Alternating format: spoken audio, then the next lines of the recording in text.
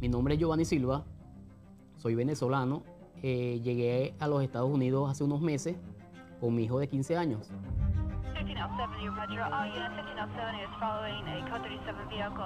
Y bueno, una mañana yéndose al colegio, me lo arrollaron. La persona que arrolló a mi hijo no se hizo cargo del caso. Y en ese momento tuve que dirigirme al abogado Jared Springer. Hi, this is Jared speaking. Él me atendió muy amablemente. Él me explicó el caso, que a pesar de que yo no tenía un estatus migratorio, yo igual tenía derechos como una persona residente. Gracias a Dios y al doctor Jared Springer, el caso fue muy favorable, por lo cual me siento muy agradecido.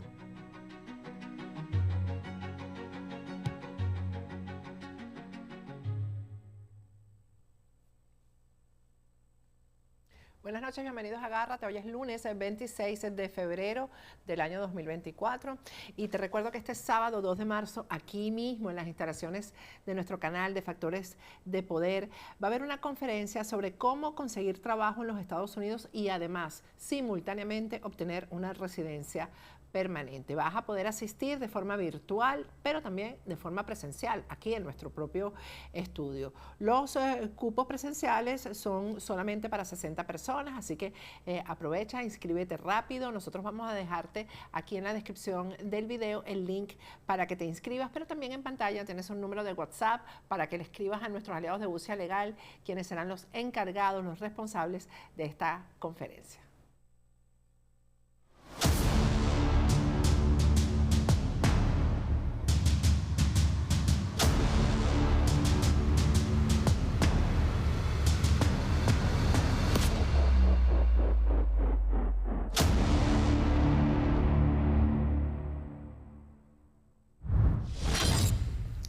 Buenas noches, bienvenidos a Agárrate. Hoy es lunes 26 de febrero del año 2024. Desde el miércoles pasado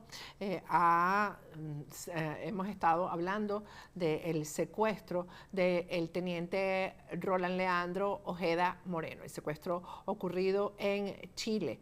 Y hay un medio de comunicación, Radio Bio Bio, que ha hecho una descripción muy precisa de los escenarios que pueden estarse jugando aquí. Vamos a conversar el día de hoy con un colega, Néstor Aburto. Él es el director de contenidos editoriales de Radio Bio Bio. Buenas noches, Néstor, ¿cómo estás? ¿Cómo estás, Patricia? Muchas gracias por la invitación. Néstor, hablo de la precisión de la investigación que ustedes han hecho, porque realmente, bueno, admiro muchísimo el trabajo que están haciendo. Es bastante responsable, es muy equilibrado, no hay acusaciones por ningún lado. Lo que hay es precisión, es decir, la suma de datos que debemos hacer los periodistas para llegar después a conclusiones. Me gustaría que nos describieras a nuestra audiencia. Es en su mayoría venezolana. Hay una angustia muy grande, una gran preocupación. Por supuesto, es obvio entre los familiares. No hay un crimen, creo yo, más horrendo que el del secuestro, cuando precisamente por la incertidumbre, la incertidumbre a la que se somete a la familia. Háblanos un poco, descríbenos un poco cuál podría haber sido ese proceso de extracción de este joven venezolano, de este teniente que tenía refugio aprobado desde noviembre del año pasado en Chile, y si hay posibilidades de que haya sido sacado ya de territorio chileno. Mira, vamos por parte. Efectivamente, él tenía su asilo político, es decir, su seguridad y la de su familia representan o son de responsabilidad del Estado de Chile, del gobierno que encabeza el presidente Gabriel Boric. O sea, como yo o como cualquier chileno, se le había dado el mismo estatus. Por eso es que esto es una vulneración muy compleja a la seguridad interior del Estado, ya que no estamos hablando de un venezolano que llegó de forma irregular, ilegal, o se permanecía en esa condición. No, estamos hablando de una persona que tiene los mismos derechos que yo, que te estoy hablando y que soy chileno, nacido y criado en esta tierra. Eso para poner y poder entender el contexto de este debate que se está desarrollando en nuestro país. Paso al tema, voy a responder la última pregunta que yo creo que muchos se están haciendo. ¿Pudo salir de Chile el teniente Ojeda?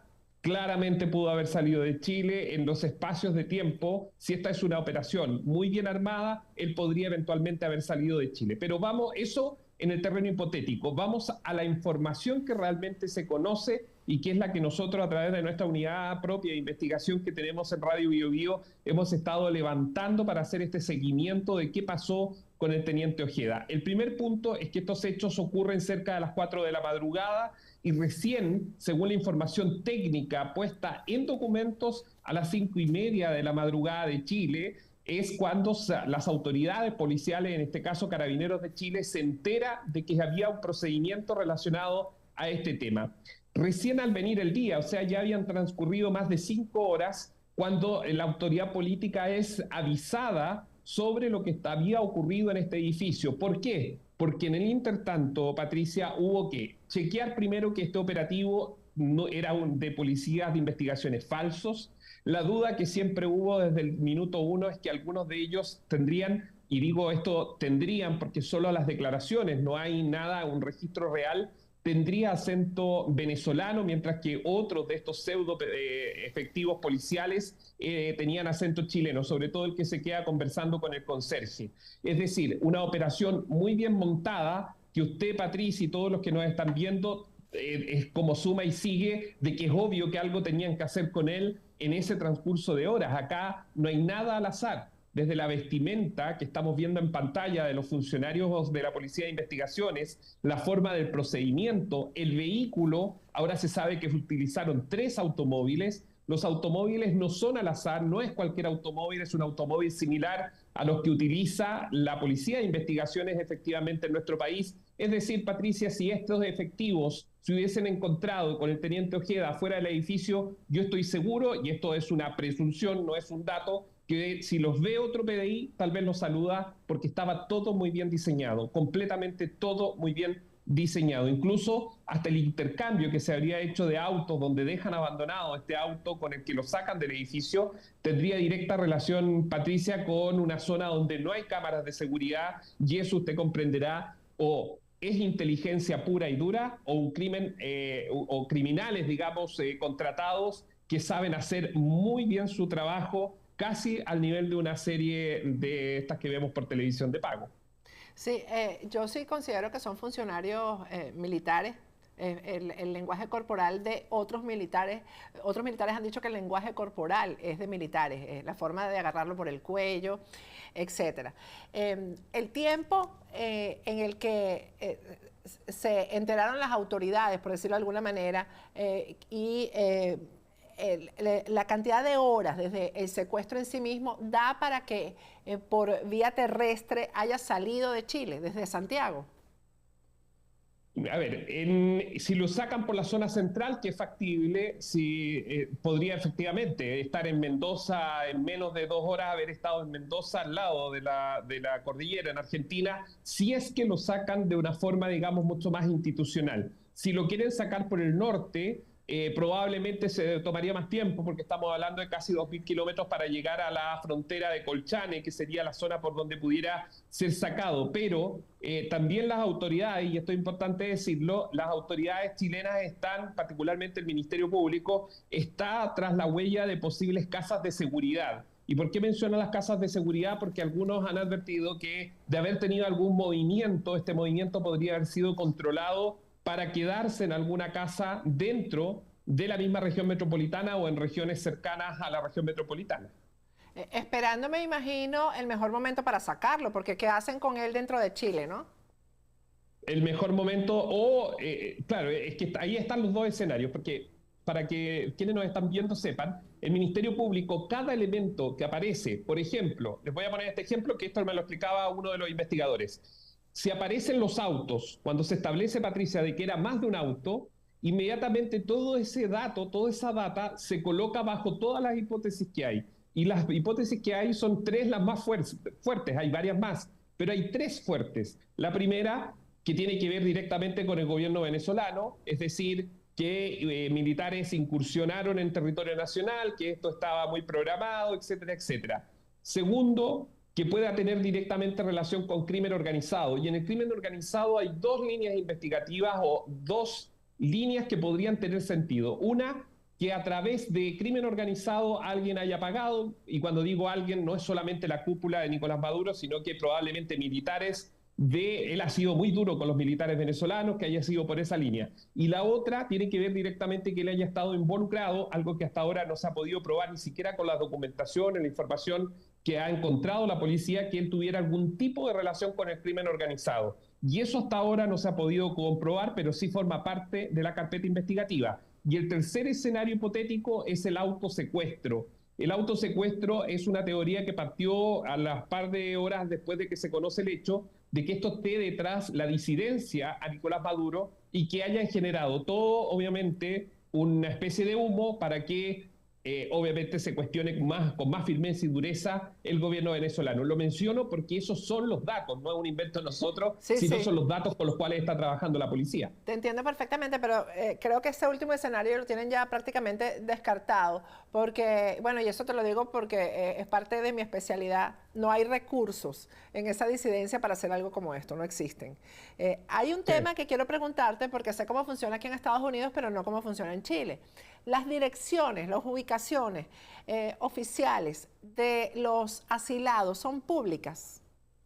No, no son públicas.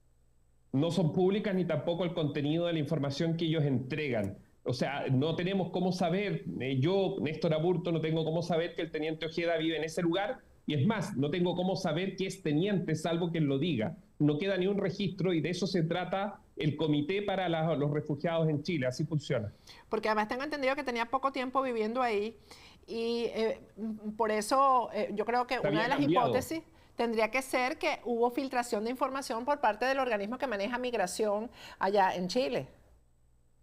Es una de las teorías que se mantiene, pero ¿sabes lo que pasa, Patricia? Que eso choca, y esto lo ha dicho más de una persona, porque Migraciones tenía un registro, y ese registro corresponde a otra dirección del teniente Ojeda. El teniente Ojeda, aparentemente por temas de seguridad, y lo podrá decir su familia, su esposa, se cambiaba cada cierto tiempo de ubicaciones. No es que esté desde que llegó a Chile el 2018 en el mismo departamento en la comuna en calle Los Molinos, no, para nada. Él había estado en otros lugares de la región metropolitana, incluso pasó por regiones, y eso está dentro de la codificación. Ahora, Patricia, la verdad que en Chile es fácil, son 20 millones de personas, incluyendo los venezolanos residentes y que están de forma irregular en nuestro país, pero Chile es un país fácil de poder hacer seguimientos, la verdad. No es un país complejo, porque usted comprenderá que la cantidad de personas es mucho más fácil poder hacer, o sea, si hay un equipo de inteligencia extranjero que quiere hacer un seguimiento a mí o a cualquier persona en Chile, lo va a poder hacer de forma muy, muy fácil,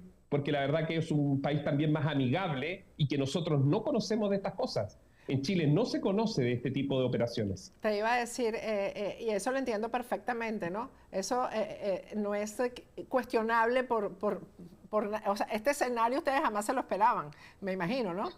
En Chile hasta hace 3 años atrás, y esto no es responsabilidad, obviamente, no quiero, yo sé que nos están viendo venezolanos y probablemente chilenos que ven tu programa también, muchos, yo no quiero decir que son ellos los responsables, pero Chile cambió su realidad con la inmigración haitiana en el año 2016-2017 y luego con la inmigración fuerte que hubo de venezolanos, de colombianos y de ecuatorianos, no solo venezolanos. Acá llegó mucha gente porque se bajaron las medidas de seguridad de la frontera y pudo ingresar mucha gente. Por eso es que tenemos los homicidios espantosos que a lo mejor cuando uno ve los niveles de Colombia, de México de los 90, la verdad que Chile empieza a tomar una línea y una comparación a ese modelo, y eso es lo lamentable. Pero en Chile la cultura no es, por ejemplo, de secuestro. En secuestros partieron recién hace 2 años y partieron en las cárceles. No estaba esa cultura. Entonces las policías, Patricia, y esto también yo creo que aquí hay un tirón de oreja, una reflexión muy profunda del sistema chileno, que no logró ir a la línea de los cambios que se estaban viviendo culturales en la población. Y yo creo que hoy día tener al teniente Ojeda desaparecido y que no haya ninguna pista de él, porque esa es la verdad, seamos honestos, pistas no hay solo escenarios hipotéticos, seguimientos de cámara hasta ciertos lugares, pero desaparece de la faz de la tierra, no sabemos si lo sacaron del país, si está muerto, etcétera. Entonces, esto sí abre un debate interno en Chile sobre por qué el proceso, el sistema en su conjunto, no fue de la mano con los cambios que estadísticamente ya se venían mostrando. O sea, los secuestros que hubo en el año pasado, en octubre, en noviembre, en diciembre, pudo haber abierto la puerta a que si se hacía algo, podamos tener más información del teniente Ojeda. Aquí ha habido otra versión y yo no sé por qué, bueno, yo que tengo un olfato ahí un poquito bien afilado. Y la experiencia. ¿Ah? La experiencia. La experiencia. Yo creo que al final van a terminar responsabilizando. Si él aparece en Venezuela, van a decir que fue el Tren de Aragua el que lo secuestró. Háblame un poco de lo que es el Tren de Aragua allá, porque el régimen de Nicolás Maduro trata de deslindarse del Tren de Aragua, pero el Tren de Aragua está vinculado estrechamente, es uno de los brazos armados del régimen de Nicolás Maduro. Háblame porque este cambio en la sociedad del que tú me estás hablando tiene todo que ver con el Tren de Aragua, que Chile es uno de los países donde se mueve con más tranquilidad el Tren de Aragua, y ya están aquí en Estados Unidos. Sí, el Tren de Aragua llegó a Chile más o menos el año 2018-2019. Son los primeros registros que hay de esta organización criminal. Y todo fue un accidente. Fue la gendarmería en la interior de una cárcel que se entera de que había un grupo que tomaba mujeres, las usaba de burreras, y si no cumplían con eso, la amenaza era matar a sus padres en Venezuela, pero no solo venezolanas, sino también ecuatorianas y peruanas. En general, en la región, para quienes nos están viendo en otras zonas, hay una cierta visión de nuestro país por su ingreso per cápita, por su desarrollo humano, en que muchas personas de clases medias bajas de Latinoamérica que no pueden llegar a Estados Unidos, se les hace más desafiante, tienen una suerte de interés en venir a Chile. Y el Tren de Aragua, de lo que se ha investigado, utilizó el primer paso, González Vaca, que es este venezolano que actualmente está detenido y arriesga cerca de 200 años de cárcel. Él fue el primero que se contacta con el niño guerrero, según los propios relatos de terceros, y hace el puente para representar a esta organización criminal. Esta organización criminal se da cuenta que en Chile las medidas de seguridad, tú puedes andar 2.000 kilómetros por la Ruta 5 Norte y los checkpoints de seguridad son prácticamente nulos, Patricia. O sea, yo que viajo al sur de Chile a recorrer las radios locales, yo te digo, tú vas al sur y nadie te fiscaliza, no hay o sea, 600, 700 kilómetros por autopista y no hay nadie que te fiscalice, a lo más una patrulla te va a medir la velocidad. Entonces, el tránsito de armas, el tránsito de drogas, el tránsito de personas para la prostitución, el tránsito de lo que tú quieras en Chile puede hacer mucho más fácil. ¿Por qué? Porque efectivamente había una cultura diferente. El paraíso es un paraíso para el Tren de Aragua. Eso es lo que te quiero decir, un paraíso para el Tren de Aragua, para hacer cada uno de sus vagones respecto a lo que ellos quieran. Imagínate que hay relatos de que el Tren de Aragua ha traído hasta cigarrillos. O sea, a ver, si alguien cree que es droga, no. Perfumes, cartera, cigarrillos, trata de blancas, mujeres para la prostitución directamente, otras que están obligadas para la prostitución, armas, y así podríamos seguir latamente. Y esto no es lo que yo creo. Una economía paralela, es una economía paralela. Efectivamente, porque ellos, lo que yo veo, lo que uno puede ver después de estudiar los expedientes que tienen 4.000, 5.000 fojas, insisto, esto no estamos hablando de que alguien me contó, es lo que está en la justicia, y por eso es que va a llegar a un juicio oral González Vaca, que es reconocido como el líder del Tren de Aragua. Ellos movían mucha plata y el blanqueo lo hacían a través de bar, de restaurantes falsos. Falsos me refiero yo, que estaban ante el Servicio de Impuesto Interno, pero ahí era que metían los dineros como supuestas ventas. Entonces, volviendo atrás, esta es una tierra fértil para el crimen organizado. Y por eso hay que entender que hubo otra banda que se llama Los Gallegos, que son peruanos, venezolanos. Y fíjense que los gallegos, que se apropiaron de Arica, que es la ciudad que está fronteriza con Perú, que está también a 2.000 y algo kilómetros de Santiago, los gallegos se tomaron incluso hasta un cerro donde enterraban personas vivas. Eso nunca antes visto en Chile, eso no se conocía. Y los gallegos le prestaban servicios al Tren de Aragua. O sea, imagínense el nivel de organización de estas bandas criminales en nuestro país, es una cosa impresionante. Porque además no es casual que estén ahí, eso fue una importación, mejor dicho, una exportación que hizo el régimen de Nicolás Maduro. Efectivamente. Eso fue... Nosotros...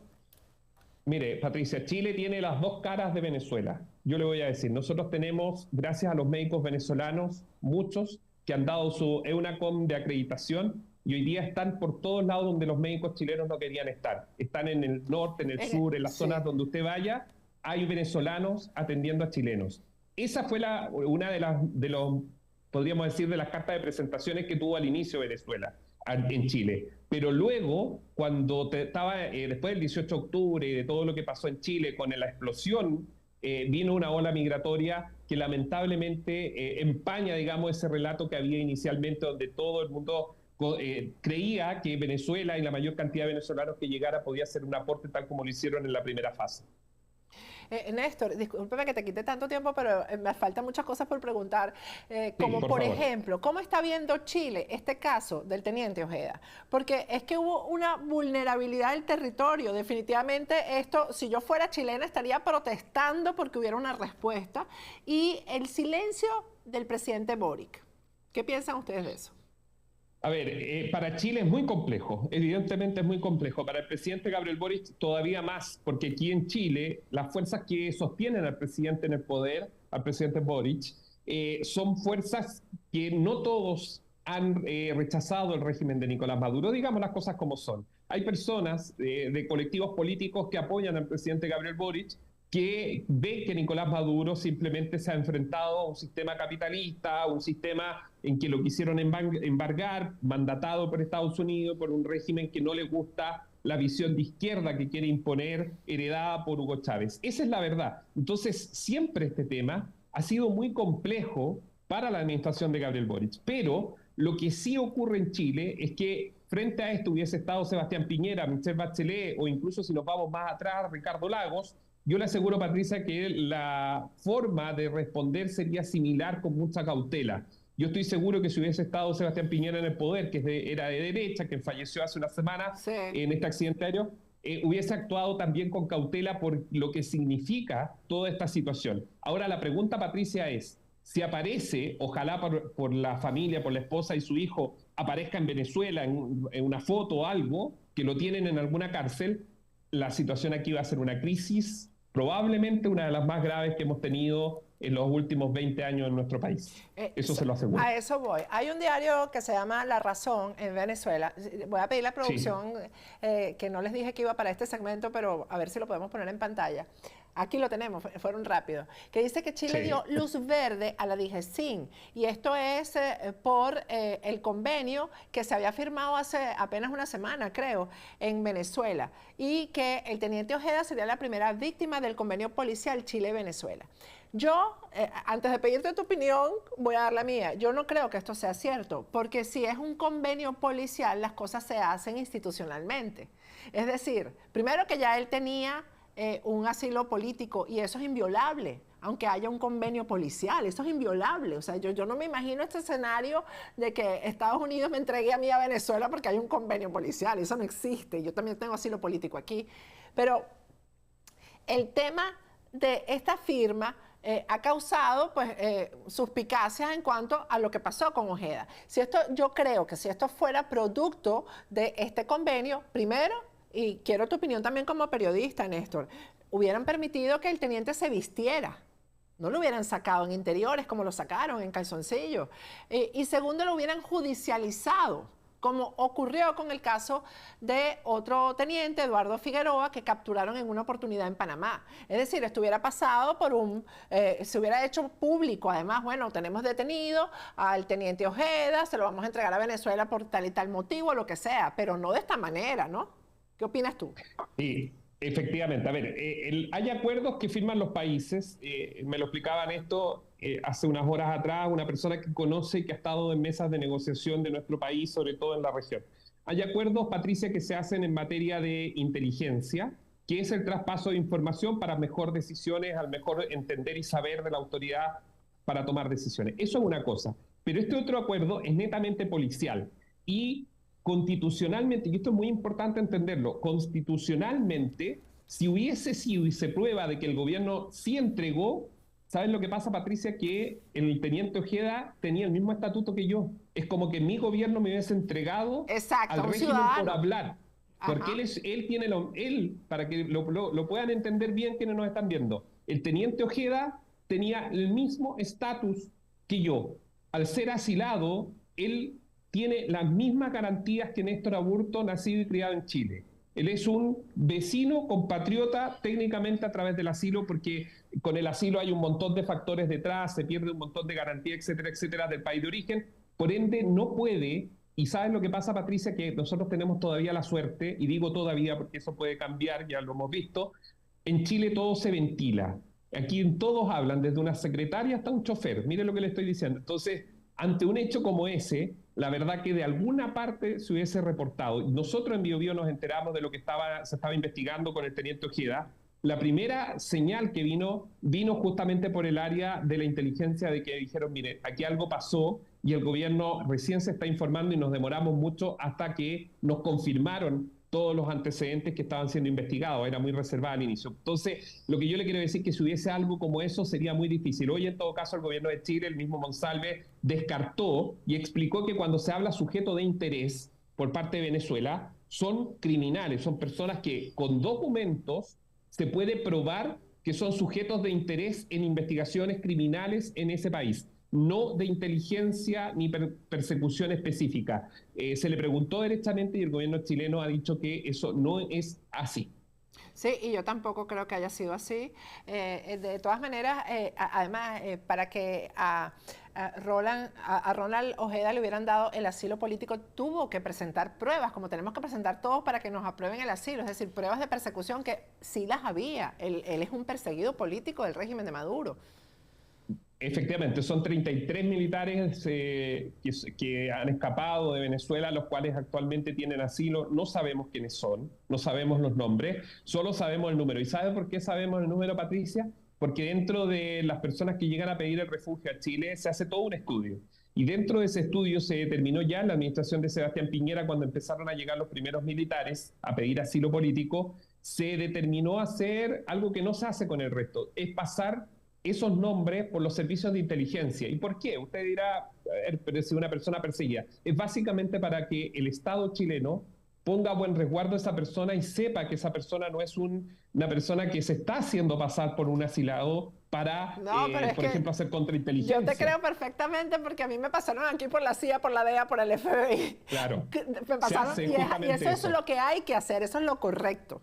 Eso es lo correcto. No es lo que dice la doctrina en materia de derechos humanos internacional, pero en Chile sí se hizo, y eso nos explicaba. La doctrina internacional dice que una persona con los antecedentes que aporte se buscará su justo mérito. En Chile se hace esa revisión más exhaustiva, además porque son militares, tienen un entrenamiento distinto, tienen una cultura diferente, sí. Y obviamente un país, antes de decirle, ¿sabe qué? Yo lo voy a proteger con todo el rigor de mi ley, tengo que saber quiénes son. Claro, porque es proteger a la ciudadanía chilena también. Se trata de eso. Exacto. Ahora, Patricia, hay un tema, me lo han contado muchos venezolanos que viven en Chile, el tema de las cámaras, que hay cámaras en todas partes, Néstor. En todos lados. Sí. Eso sería una forma de llegarle a algo, porque hasta ahora la frase "no hay ni una sola pista" es muy angustiante, que la dijiste tú mismo, ¿no? A través de las cámaras es posible. Tengo información de que la Fiscalía ha hablado con los familiares que están allá en Chile, los familiares de Roland y de Ronald, y no le dicen absolutamente nada porque no hay nada. Y en las cámaras, no hay nada en las cámaras tampoco, en las cámaras viales. Las cámaras viales están siendo revisadas por muchas horas, se han revisado muchos videos incluso algunos que se han ido descartando para poder ver por qué lugar o zona arrancaron, se fugaron. Yo creo que hoy día el trabajo principalmente está abocado en ver cámaras. Chile y Santiago particularmente, una ciudad que tiene muchos ojos en las calles, siempre hay videos por todos lados, y eso es lo que ha estado trabajando la policía, pero la PDI. Pero la verdad, Patricia, para ser honesto, avanzan las horas, y es angustiante, porque esa es la palabra, yo creo que es angustiante no saber dónde está Ronald Ojeda, para nosotros chileno, venezolano, y que debía ser resguardado y cuidado por el Estado de Chile y que no se logró. Yo creo que es muy angustiante porque eso demuestra un nivel de coordinación que está por sobre la institucionalidad, y eso es muy, muy angustiante. ¿Y las autoridades chilenas están dando partes a la prensa eventualmente o simplemente hay silencio por...? Mira, Patricia, yo voy a ser súper responsable con esto. Mire, ¿sabe qué? Ha tomado, a raíz de que, vamos a decir, están siendo pilladas las autoridades políticas de la falta de acelerar procesos investigativos o que la fiscalía, porque una cosa es la política y otra es la parte judicial, pero la política le tiene que entregar herramientas a los investigadores, ¿no es cierto?, cambios en legislación de ley, etcétera, y eso se ha demorado tanto, se han trampado tanto en el Congreso, que yo creo que hoy día recurre a lo más fácil, prohibición de informar. Entonces usted le pregunta a la ministra del Interior, le pregunta a alguna autoridad o a los mismos fiscales y te van a responder, Patricia, esta prohibición de informar, yo no puedo entregar antecedentes, no puedo entregar detalles, no puedo, etcétera, etcétera, etcétera. Y esto se está utilizando lamentablemente ya desde hace un tiempo en Chile, y yo encuentro lamentable porque esto dificulta conocer la verdad. Claro, es el bloqueo de las fuentes. Sí, por supuesto, porque arriesgan cárcel las fuentes. Tú como periodista, que además estás frente a este medio que lo ha hecho también en este caso, y de verdad lo felicito, y además les doy las gracias, porque si no hay presión de la prensa, no pasa nada, Néstor. Gracias a, yo creo que ustedes han hecho un trabajo, Radio Bio Bio ha hecho un trabajo muy, muy bueno. ¿Tú crees que se llegue a saber qué pasó aquí? ¿Ustedes van a seguir haciendo presión? ¿O cómo funciona la prensa en Chile también? O sea, de repente otro tema tapará este y se diluirá el asunto. Sí, efectivamente los medios en Chile o el sistema de medios funciona muy similar a cómo funcionan los medios en cualquier parte del mundo, que vienen noticias. Chile hemos tenido un mes muy contingente, partimos con 100 muertos en la región acá al lado metropolitana por un incendio, muere el presidente Boric, etcétera, el presidente Piñera, estaba de vacaciones el presidente Boric, tiene que reaparecer rápidamente. Siempre hay noticias, pero esta particularmente, Patricia, yo creo que demanda que nuestros equipos de investigación, nosotros en Bio Bio Chile, que en nuestro portal tenemos equipos que se dedican a la investigación de datos y en terreno. Nosotros tenemos nuestros equipos abocados a levantar pistas porque creo que hay que conocer la verdad. O sea, la gente tiene, tarde o temprano, así sea en un año más, 2 años más, pero no puede quedar como simplemente una anécdota lo que pasó con el teniente Ojeda. No por la familia, mire lo que le voy a decir, sí, la familia también, pero esa es la institución la que tiene que dar, la institucionalidad la que tiene que darle una respuesta a la familia. Nosotros, nuestro compromiso es que la gente tiene que saber, bueno, ¿qué pasó acá? Y si no hay una respuesta única, al menos los escenarios, que es lo que nosotros hemos estado trabajando a raíz de las pocas fuentes que logramos tener, en este caso muy reservado, para poder establecer que realmente para dónde va la investigación y qué podría haber pasado. Yo insisto, no puede ser que miremos a Ojeda como un chileno más, que vengan desde el extranjero o una organización criminal, da lo mismo a estas alturas, lo saquen de su casa, donde estaba su esposa y su hijo, y que no sepamos nada. Yo creo que es una locura. Es una locura si queremos tener un país desarrollado en los próximos años. De comprobarse que hay funcionarios venezolanos involucrados, porque lo que tú dices, por cierto, no te atajé en eso, que quizás no fue una orden de Maduro, pero es que hay gente debajo de Maduro que da el mismo tipo de órdenes y se las da a funcionarios. Por ejemplo, el caso de Granco, que es uno de los criminales que está a cargo de la contrainteligencia en Venezuela. De manera que puede ser que Maduro no se haya enterado, pero Granco lo hizo. Y en eso tienes absolutamente toda la razón. ¿Qué crees tú que pasaría? ¿Habría una ruptura de relaciones? ¿Qué crees que pasaría entre los dos gobiernos? Mira, ese es un buen debate que se está dando en este minuto, Patricia. Lo hablábamos con senadores durante esta jornada acá en Bio Bio.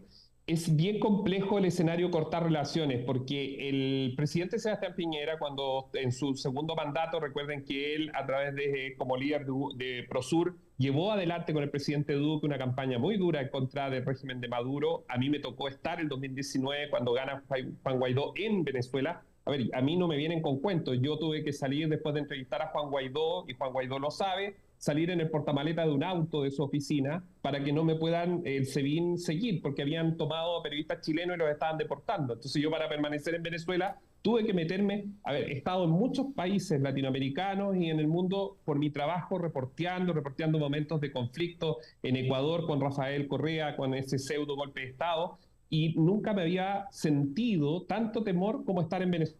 A mí eso no me lo vienen con cuentos porque yo lo viví. Es el único país, por cierto, donde he salido en el portamaleta de un auto para que las camionetas del SEBIN, que las tengo grabadísimas en mi memoria... A mí también me tocó, así que somos compañeros de eso. Entonces, ¿qué es lo que, ya ante tu pregunta? Cortar relaciones con Venezuela después de que Gabriel Boric logre establecer un tipo de diálogo. Gabriel Boric no es del gusto del régimen. No, le tienen sobrenombre, le dicen Boric, Diosdado Cabello cada cierto tiempo se burla de él. Se burla de Nicolás él, lo Maduro humilla, le dice cosas espantosas. Sí, exacto. Entonces, y además Gabriel Boric será de izquierda, pero en la campaña, en entrevistas con nosotros, con otros colegas, siempre tildó de dictadura a Nicolás Maduro, un régimen no democrático en primera instancia y luego ya abiertamente dictadura. Entonces, a ver, si alguien cree que Gabriel Boric pudo haber entregado al teniente Ojeda, yo lo veo imposible porque va contra los principios base del presidente, que uno podrá cuestionar muchas cosas del presidente Boric, pero en eso él no se ha equivocado. Y respecto a esta relación que se logró armar, que es más bien política estructural, no de Gabriel Boric con Maduro, sino por necesidades. Aquí hay una necesidad básica para el Estado chileno, que es devolver a venezolanos a su tierra. Pero venezolanos que lo están pasando muy mal, otros que son directamente delincuentes, que estuvieron en cárceles venezolanas. Entonces, romper relaciones significa qué hacemos con todos esos venezolanos que habría que deportar y que nuestros vecinos, Argentina, Bolivia y Perú, no quieren recibir. Entonces, se fija, Patricia, que es un zapato chino para la clase política de decir, ¿sabe qué? Frente a esto, yo corto relaciones con Venezuela, traigo a toda mi delegación a Chile de regreso, pero resulta en qué puede ayudar eso a solucionar problemas más de fondo. De hecho, nuestra embajada ha sido cobijo y asilo contra la opresión, como dice nuestro propio himno nacional, para quienes han sido perseguidos por el régimen de Maduro. Entonces, ahí yo creo que se abre un debate bien interesante. Yo no sé qué decisión se tomará finalmente, pero es muy grave si es que se comprueba que el Estado venezolano está detrás de esta incursión en suelo chileno. Bueno, de hecho, esa fue la venganza de Delcy Rodríguez contra Estados Unidos. Dijo, no aceptamos más deportados de Estados Unidos, y así eso se está convirtiendo en un problema aquí. Así que en eso tienes toda la razón. Gracias, Néstor. Ese es el análisis. Gracias por compartir todo esto con nosotros. Néstor Aburto de Radio Bio Bio. Vamos a ir a un corte y al regreso seguimos con más de Agárrate.